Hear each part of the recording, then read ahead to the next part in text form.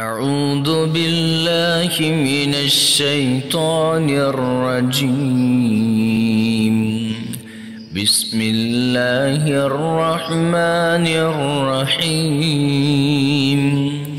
طه ما أنزلنا عليك القرآن لتشقى إلا تذكرة لمن يخشى تنزيلا ممن خلق الأرض والسماوات العلى الرحمن على العرش استوى له ما في السماوات وما في الأرض وما بينهما وما تحت الثرى وإن تجهر بالقول فإنه يعلم السر وأخفى الله لا إله إلا هو له الأسماء الحسنى. وهل أتاك حديث موسى إذ رأى نارا فقال لأهلهم قثوا إني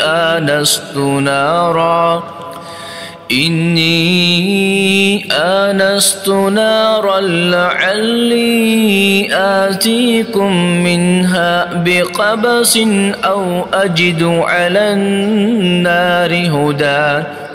فلما أتاها نودي يا موسى إني أنا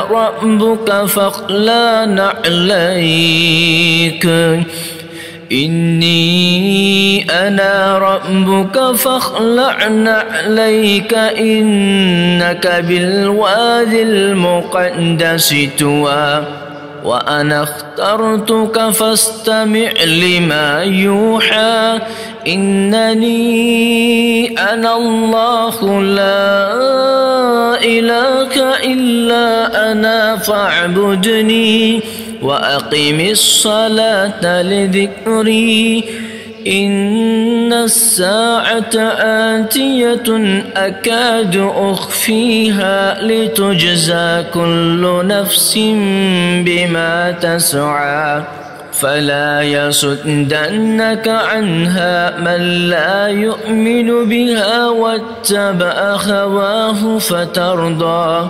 وما تلك بيمينك يا موسى قال هي عصاي أتوكأ عليها وأهش بها على غنمي ولي فيها مآرب أخرى.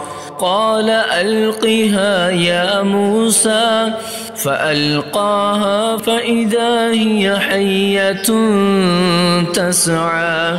قال خذها ولا تخف سنعيدها سيرتها الأولى واضمم يدك إلى جناحك تخرج بيضاء